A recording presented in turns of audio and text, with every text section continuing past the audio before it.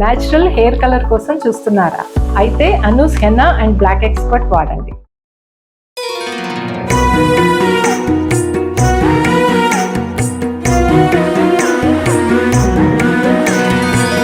జై శ్రీకృష్ణ. ఆండాల్ తిరువడిగళే శరణం. తిరుప్పావై దివ్య ప్రబంధంలో 22వ పాసురంలోకి ప్రవేశించాం. ఈ పాసురం అభిమాన భంగము అయినటువంటి విధానాన్ని తెలియజేస్తుంది. పరమాత్మ ఎటువంటి వారిని దగ్గరికి తీస్తాడండి? అహంకారంతో ఉంటేనా? కాదు కదా. అభిమానంతో ఇదే నాకు గొప్ప, అదే నాకు గొప్ప, నా ఇల్లే నాకు గొప్ప, నా పిల్లలే నాకు గొప్ప, నా ఆస్తిపాస్తులు గొప్ప, నా విద్య నాకు గొప్ప, నా జ్ఞానం నాకు గొప్ప, నా పదవి నాకు గొప్ప. ఇలా ఉంటే భగవంతుడి దగ్గరికి రానివ్వడండి. భగవంతుడు ఎప్పుడు దగ్గరికి రానిస్తాడు అంటే, నువ్వు వాటన్నిటినీ వదిలి నాకు అవన్నీ తృణప్రాయాలు, నువ్వే నాకు గొప్ప అని అనగలిగినాడు. ఈవేళ దాన్ని ఆవిష్కరిస్తున్నారు గోపికలు. చూద్దాం 22వ పాసురం. అంగణ్ మాజ్ఞాలత్ அரசர் அபிமான பங்கமாய் வந்து நின் பள்ளிக்கட்டில் கீழே செங்கமிருப்பார் போல் வந்து தலை பெய்தோம் கிங்கிணி வாய் செய்த தாமரை பூ போலே செங்கண் சிரிச்சிறிதே எம்மேல் விழியாவோ திங்களும் ஆதித்யனும் எழுந்தால் போல் அங்கணிரண்டும் கொண்டும் எங்கள் மேல் நோக்குதியேல் எங்கள் மேல் சாபம் இழிந்து ఏలోరెంబావాయ్.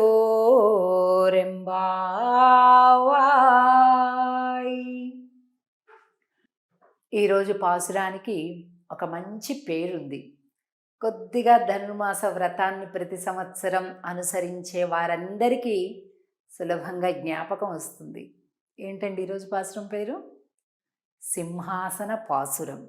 అంటే స్వామిని సింహాసనం పైన ఆసీనుడిగా చేసి స్వామిని కీర్తించేటటువంటి రోజు అన్నమాట. అంటే ఈరోజు రేపు కూడా మారిమలై రెండింటినీ సింహాసన పాసురాలని అనడం జరుగుతుంది. అయితే సింహాసనం మీదకి రా స్వామి అని కీర్తిస్తున్నారు. ఆయన సరే మీరేమనుకున్నారో చెప్పండమ్మా అంటే అలా కాదు, శయన మందిరంలో చెప్పం, సింహాసనం అధిష్ఠించాక చెప్తాం అంటున్నారు. అంగణ్ మాజ్ఞాలత్ அரசர் అభిమాన భంగమాయ్. ఈ ఒక్క అహంకారం అనేటటువంటి గుణాన్ని తొలగించుకుంటే స్వామి మనకి ఏ ప్రకారాలుగా, అసలు అభిమానం ఎన్ని రకాలుగా ఉంటుంది? 6 రకాలుగా ఉంటుంది. దేహమే నేను అని అంటాం. ఇది మళ్ళీ తిరిగి మాట్లాడేప్పుడు ఎలా అంటాం? నా చెయ్యి అంటాం, నా కాలు, నా కన్ను. అంటే నా అనేది వేరు, ఆ నాకు చెందినటువంటివి ఇవన్నీ కూడా కదండి. కానీ మనం అది మర్చిపోతాం. ఇదేమని చెప్తాం మనం? ఇదే నేను అనుకుంటాం. కాదు, నేను వేరు, నా దేహము వేరు. ఈ రెండిటి యొక్క జ్ఞానం ఏదైతే ఉందో అది మనకి వేదాంతం నేర్పించేటటువంటి జ్ఞానం. ఇక్కడ అభిమానం అసలు మనిషికి ఎన్ని ప్రకారాలుగా ఉంటుందనేది మనం వివరంగా చెప్తున్నాం. దేహమే ఆత్మ అనే అభిమానం. నేనే స్వతంత్రుడిని. నాకు కళ్ళు చెప్పేది ఏమిటి? నేనే స్వతంత్రుడిని. నాకు నేను రక్షకుడిని. నాకు నేనే రక్షకుడిని. నన్ను ఇంకొకళ్ళు కాపాడేదేంటి? ఇలా నేను ఇతరులకు చెందిన వాడిని. అబ్బో, ఇక దీనికైతే అంతమే లేదు. వీళ్ళ దయ లేకపోతే నేను లేను, వాళ్ళ అనుగ్రహం కావాలి, వీళ్ళ అభిమానం కావాలి, వాళ్ళ ఇది కావాలి, వీళ్ళ ఇది కావాలి అని పరితపిస్తూ వేరే వాళ్ళకి మనం వాళ్ళు లేకపోతే మన జీవితం లేదు అని ఫీల్ అవుతూ ఉంటాం. ఆ రకమైనది. శరీర బంధువులే బంధువులు అనేటటువంటి భావం కలగడం. అలాగే విషయభోగముల యందు ఆసక్తి కలిగి ఉండడం. విషయభోగాలు అంటే లౌకికమైనటువంటి భోగ భాగ్యాలు, అవి ఆ భవంతులు కావాలి, ఇన్ని ఆస్తులు కావాలి, అది కావాలి, ఇది కావాలి, ఇదంతా. ఇవి 6 రకాలైనటువంటి అభిమానాలు. ఇవి తొలగాలన్నమాట. ఎలాగా? ఈ విశాలమైనటువంటి పృథ్వీని పరిపాలించినటువంటి రాజులు అహంకారాన్ని విడచి వచ్చి గుంపులు గుంపులుగా నీ సింహాసనం దగ్గరికి వచ్చి చేరినట్టుగా మేము కూడా చేరాం స్వామి అంటున్నారు. అలాగే వికసించని అంటే అప్పుడప్పుడే ఓ మెల్లగా తెరుచుకునేటటువంటి కమలాల వంటి నీ కళ్ళు తెరువు అని అంటున్నారు. ఇక్కడ స్వామిని ఎలా మేలుకోవాలో చెప్తున్నారు. అసలు ఏమి అందం అండి! ఆండాళ్ళ యొక్క భావన ఎంత గొప్పదండి. స్వామి నిలబడి ఉన్నప్పుడు ఉండేటటువంటి అందం ఎవరు చూశారట? వానరులు చూశారట. శ్రీరామచంద్రుడు ఆ సముద్రం దగ్గర నిలబడి ధనుస్సు నిలబెట్టి ఠంకారం చేసి సముద్రుడితో మాట్లాడేటప్పుడు ఆ నిలబడి ఉన్నటువంటి పాస్చర్ ఏదైతే ఉందో వానరులు చూసి మైమరిచిపోయారట. స్వామి హాయిగా ఆదమరచి నిద్రించేటప్పుడు ఆ అందాన్ని చూశారు. ఎవరు? విశ్వామిత్రుడు. అందుకే ఆ అందాన్ని చూసి అసలు అద్భుతమైనటువంటి ఆనందానికి గురయ్యి కౌసల్యా సుప్రజారామ అని ప్రార్థన చేశాడు. అబ్బబ్బబ్బా! ఈ అందాన్ని కౌసల్య తల్లి ఎన్నిసార్లు చూసిందో. అంతే కదండి. బిడ్డ నిద్రపోతుంటే చూసేది ఎక్కువ ఎవరండి? తల్లే. కాబట్టి ఆ కౌసల్య యొక్క అదృష్టాన్ని కీర్తించాడు విశ్వామిత్రుడు ఆ శ్లోకంతో.